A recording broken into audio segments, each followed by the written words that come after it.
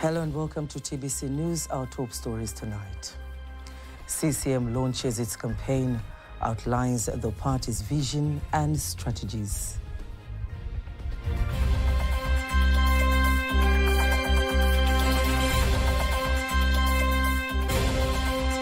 Lake Tanganyika revisited riparian countries, challenged.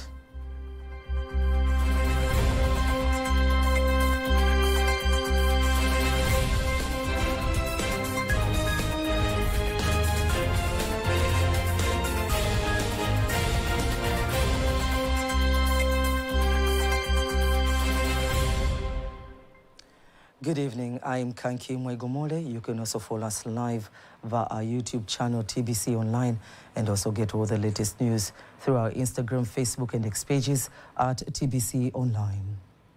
The ruling party, Chama cha Mapinduzi, CCM, has officially launched its campaign for the upcoming general elections scheduled for October 29th, 2025 at the Tanganyika Packers grounds in Dar es Salaam. Here are more details. Earlier today, Chama cha Mapinduzi CCM officially launched its campaigns at the Tanganyika Packers grounds in Dar es Salaam.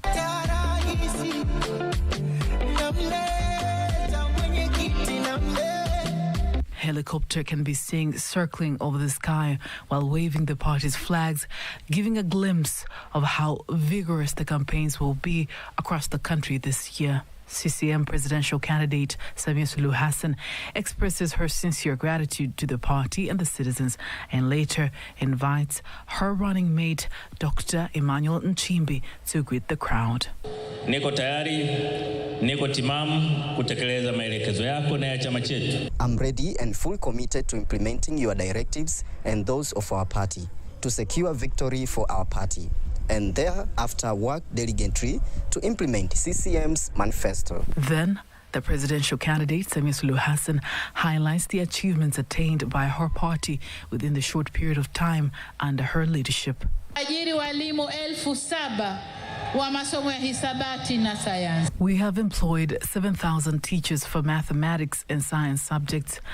In another step, we will launch a joint program involving employers, vocational training institutions such as VETA and others, as well as universities, with the aim of aligning training with the needs of priority sectors such as energy, ICT, value-adding industries, and similar areas.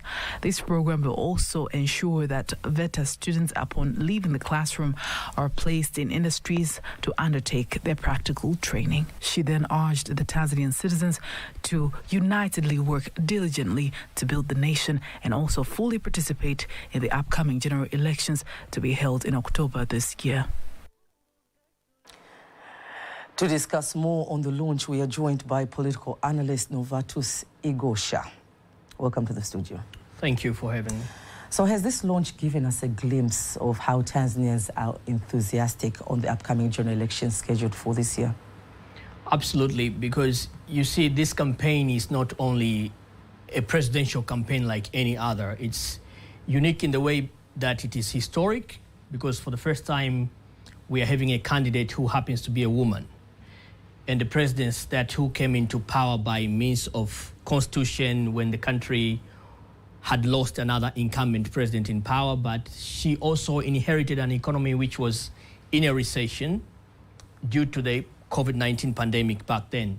Now, when you see massive voter turnout, it means people have faith in a democracy, but they also have hope in President Samia Suluhu Hassan as a candidate to mark that historical moment in which our country is making a new time in its growth in democracy. Now, it gives a glimpse that people do have resilience in themselves.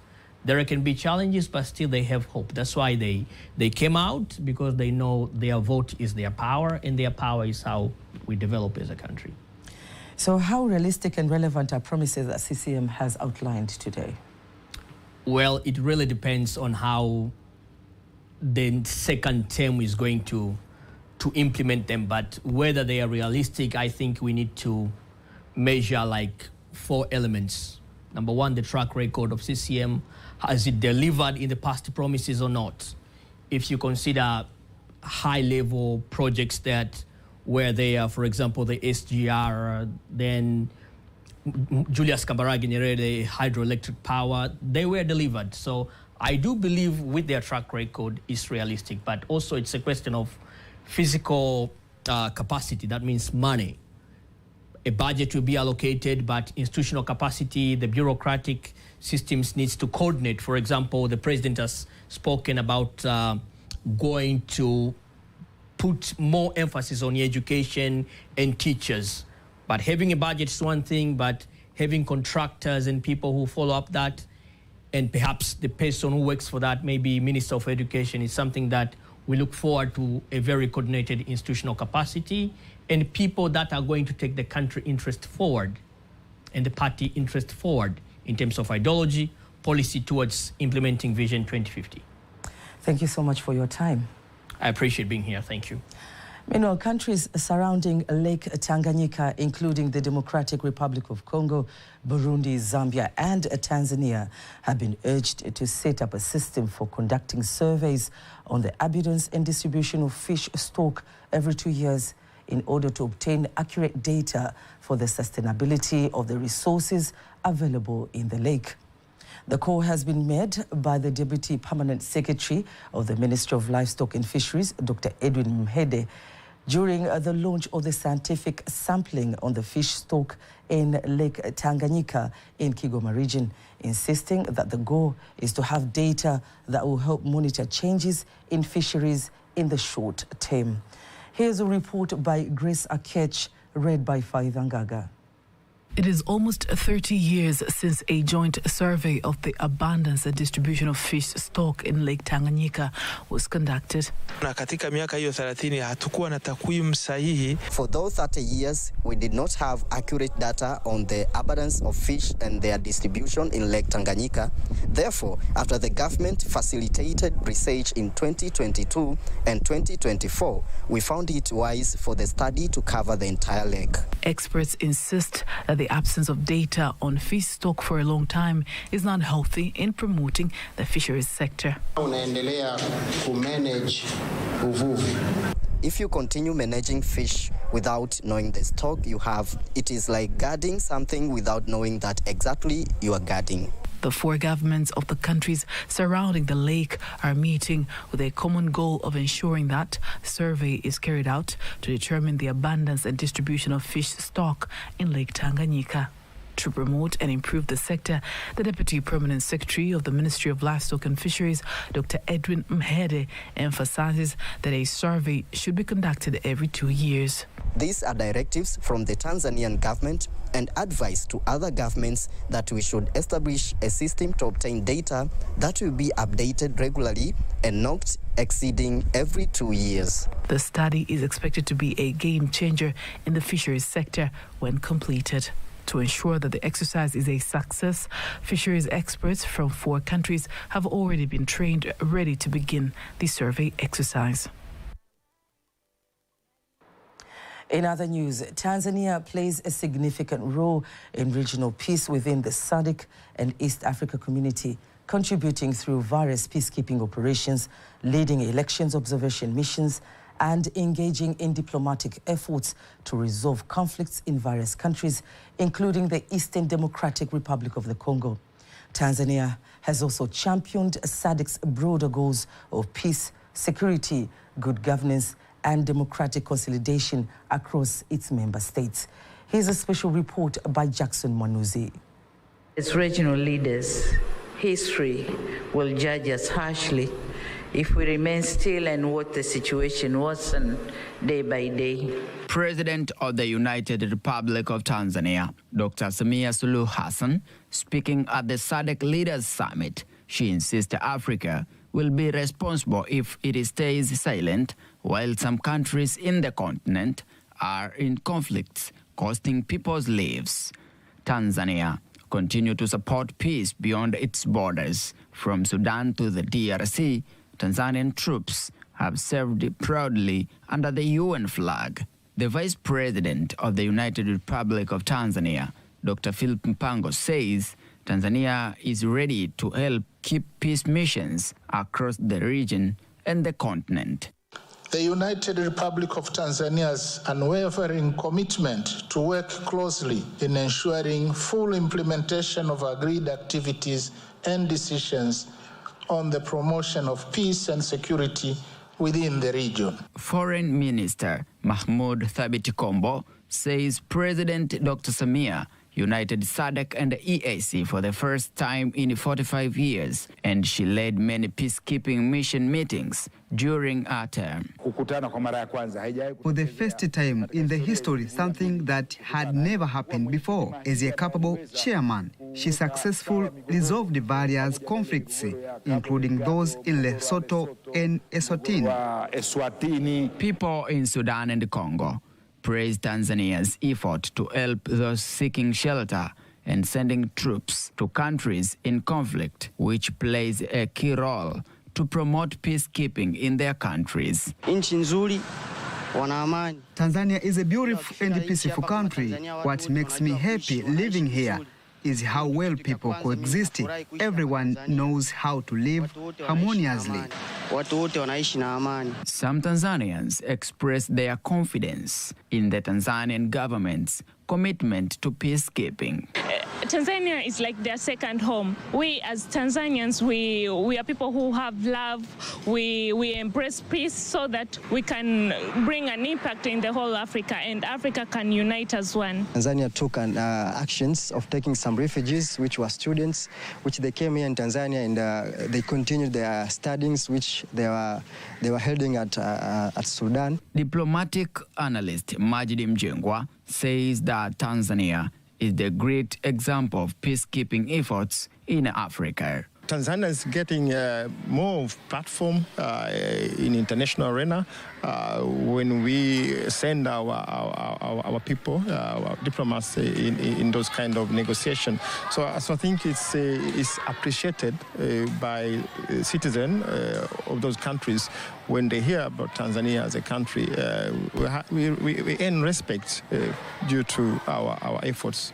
The United Nations called and Tanzania answered. From Dar es Salaam to Darfur, from Dodoma to DRC, Tanzania peacekeepers carry weapons and hope, believing that Africa can become the peace continent. Reporting from Dar es Salaam, Jackson Manoz, TBC News.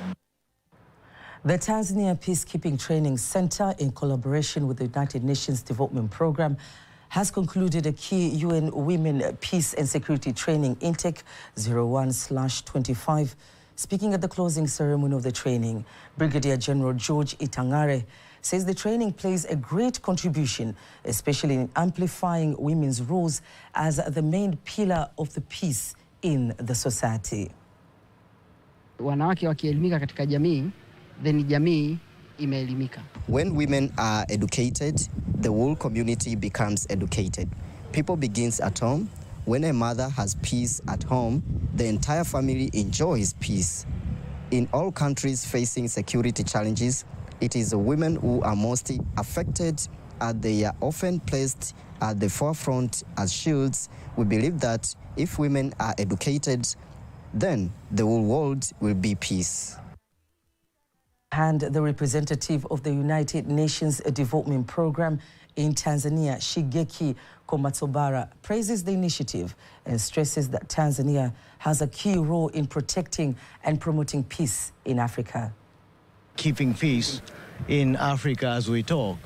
So this is, for UNDP, a very natural decision to come to Peacekeeping Center in Tanzania to work together, especially to make investment for women in peace and security. That is very important area if we want to keep peace and security in Africa and around the world.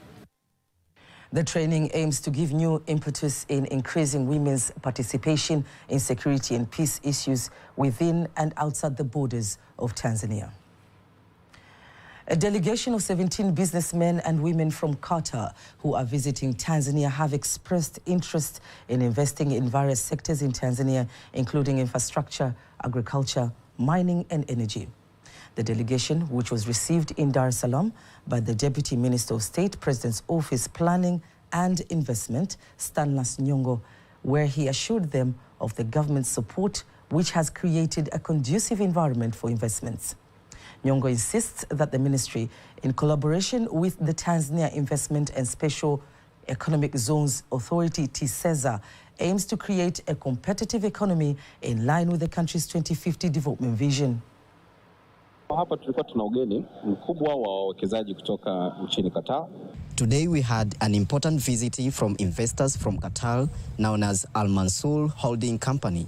This is a large company operating in various sectors. They have expanded their businesses across 12 African countries. Their visit aimed at exploring potential business opportunities with us, as well as ways of partnering with other Tanzanian entrepreneurs so that businesses collaboration between Qatar and Tanzanian investors can grow.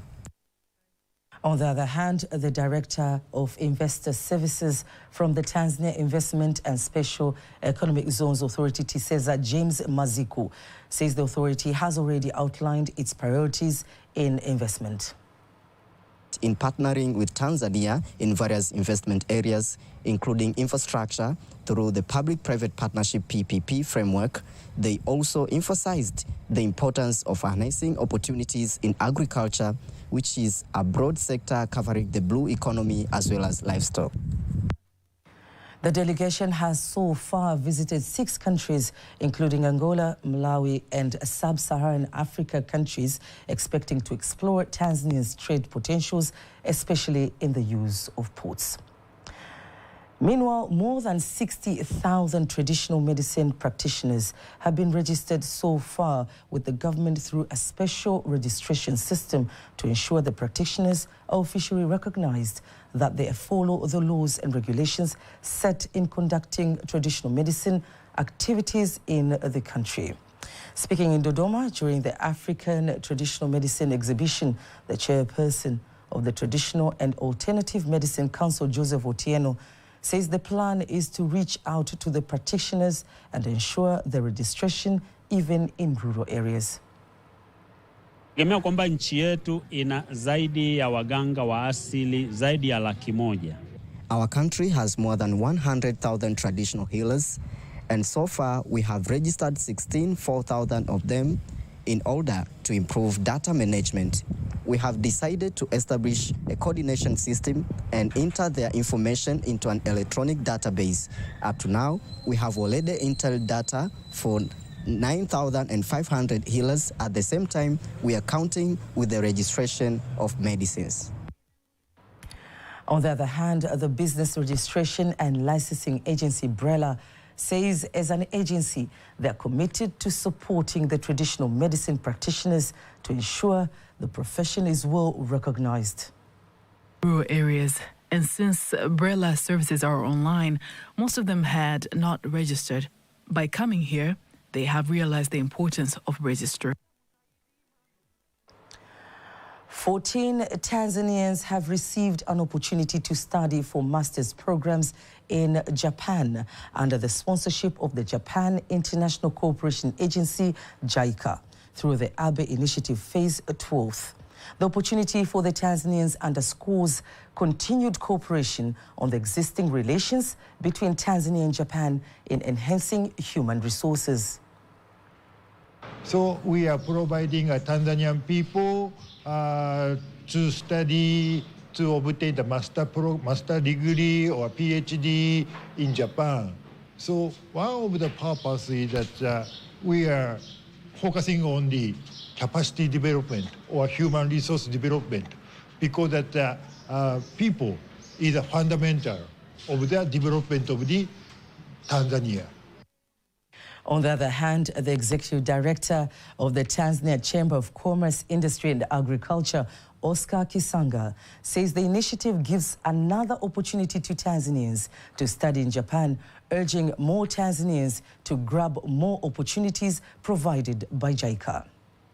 In Tanzania Chamber of Commerce, we are working together to make sure that we collaboration in order to make that private sector is improving in Tanzania, and to make sure that all the necessary people from the level of enterprise, the middle one, and the corporate members are still joined to be a member of Tanzania Chamber of Commerce. This is one of the best opportunity which have been put forward by a good relationship between Tanzania and Japan. As a student who are going to learn, my expectation is to connect with people, and also I look forward to learning more about the Japanese culture and the industrial development, so that to be useful in Tanzania, as well as to connect with people so that we can bring more opportunity in our country. The students are to depart in early September this year for the 2-year program. In case you missed any of our news stories, remember you can always go to our YouTube channel at TBC Online and watch anytime, anywhere. Before concluding the local news, let's take a look at today's exchange rates according to the Bank of Tanzania, BOT.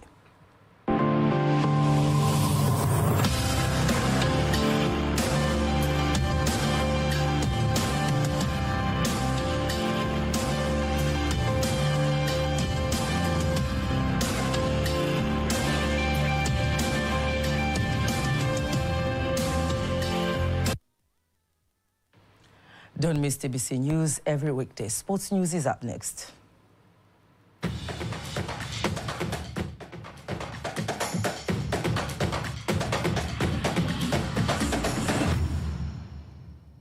And in sports, striker Seleman Mwalim, famously known as Gomez, with great ability to find the net using few available opportunities, and is expected to increase the goal tally for Simba.